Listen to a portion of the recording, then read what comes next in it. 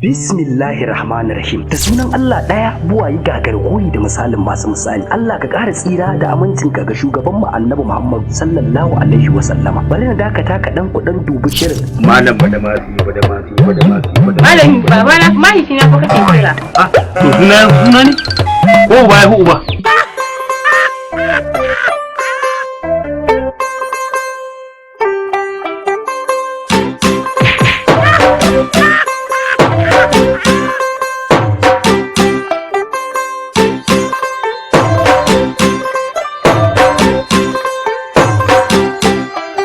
Kuwa har abada wai a ce ba ku da aiki sai mata aikin mata kullum shi yasa mata take son isasshen ku.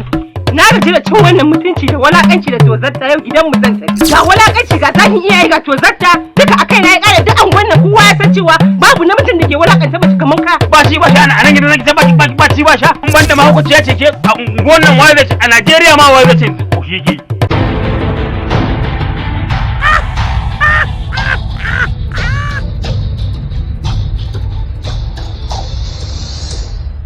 Duka kuna kallon shirin ne daga bajiman kamfani mai babban tozo.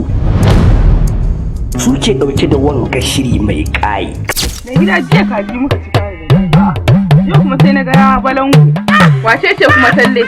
Mace ne ko namiji? Tsohon matata. A'a wallahi.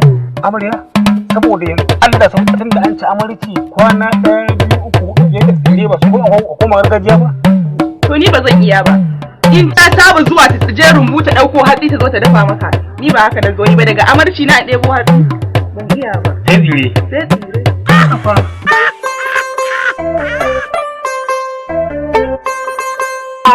Tande.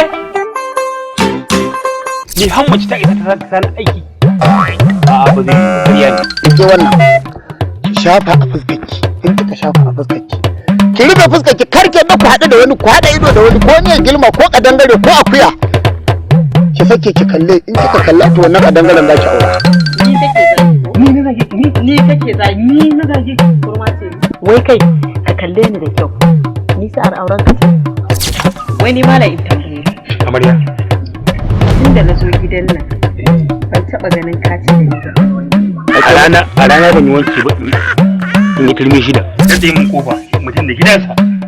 Abin da take ce da iska. Take ce dan asaba.